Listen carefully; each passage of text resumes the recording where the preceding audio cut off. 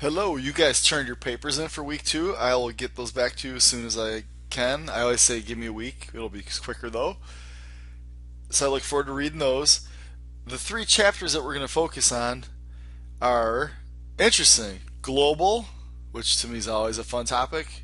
I like food, I like people, I like drinks, I like sports, I like pop culture. So global topics are always interesting. We will also look at how do you create value by keeping customers? How do you, this class is marketing.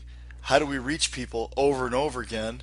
We always want new customers, but we also want to keep our existing customers. So, what systems are in place for that? And then, consumer behavior is a humorous title to me.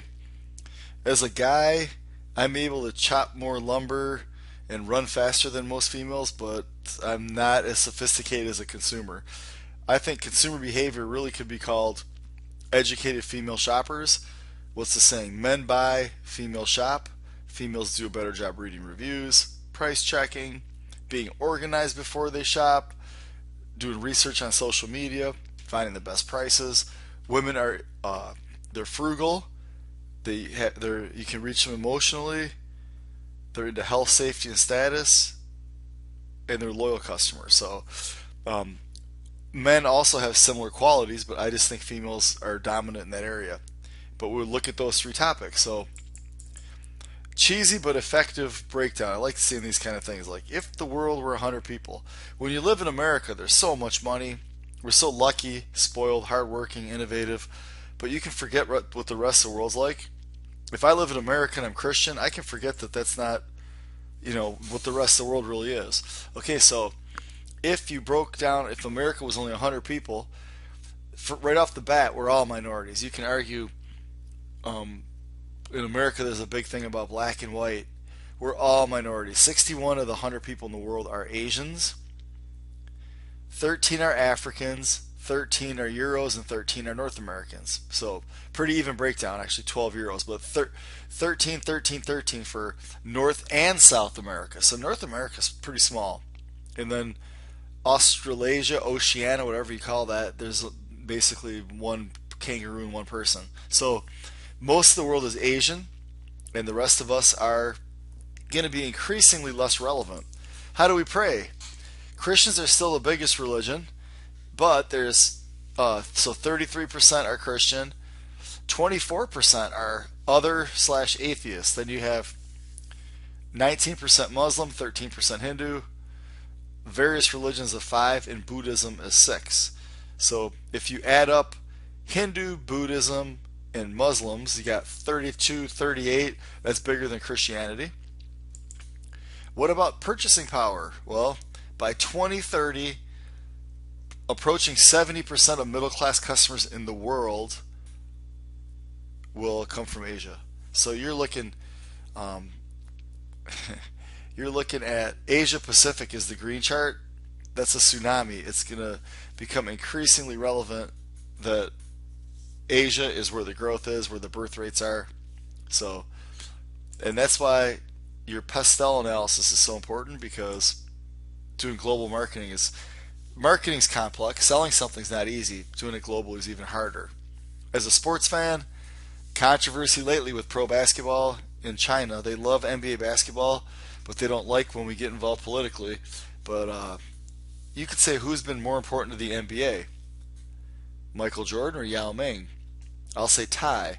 Michael Jordan impacted the shoe world with Nike Air Jordans, and that's had a huge influence. And he put everyone loved watching Michael Jordan play in other continents. But Yao Ming was a Chinese player that opened that continent up, and it was 4 billion of the 13 billion for NBA revenue is from China. Fun to watch foreign players. Number 6 is now on a different team. He's on Dallas, but Giannis Antetokounmpo is a Greek dude whose parents come from Africa, and Kristaps Porzingis is a Latvian. So watching pro basketball is fun. Is it going to keep getting foreign? Yes. There's now NBA Africa starting up this January. So we'll talk global. We're going to talk, how do you keep track of your customers? Keep them. Get repeat business. Reach them.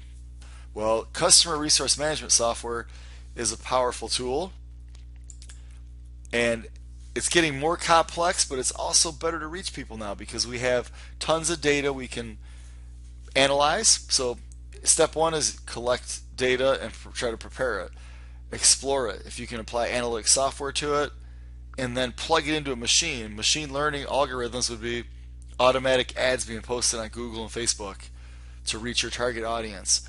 And then you have predictive analytics where see what works and try to do better, more of it. And then that's artificial intelligence is the goal, ultimate goal, where it could all be automated.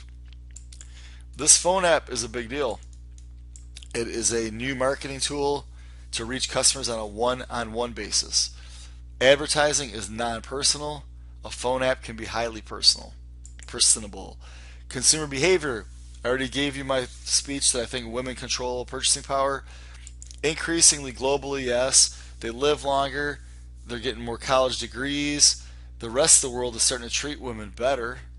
Specifically, you're hearing about developments in the Middle East, other parts of Asia where women were once not considered equal to men. Or obviously, that's changing. In America, it's changed where they're dominating. So purchasing power will go up. Because women live longer and have better jobs than men nowadays, the newest generation, more college degrees, you're going to see more money. Social media, important tool both for researching as a consumer and for purchasing, is used more frequently by females. Men like LinkedIn, that's a business tool, Twitter for news, and then reading some blogs. Women like Facebook, Instagram, Pinterest, and Tumblr. Women are visual and they're looking for recipes, fashion, parenting, travel, home decor. I think it's a powerful tool to reach them. Women spend 20% more time shopping online than men. It's not online shopping, it's shopping. So if I had a store, I'd want you in my store 20% longer. So women shop more frequently online and longer. Extra credit sitting out there. I like using Red Bull as an extra credit assignment to get you to think about a company that is not advertising focused. They use the entire promotional mix. Entire 4P is a marketing mix, but within it, they use more than advertising in their promotional mix. So have a good week. Any questions, send me an email. Otherwise, I look forward to seeing your guys' opinions on global CRM and women and consumer behavior.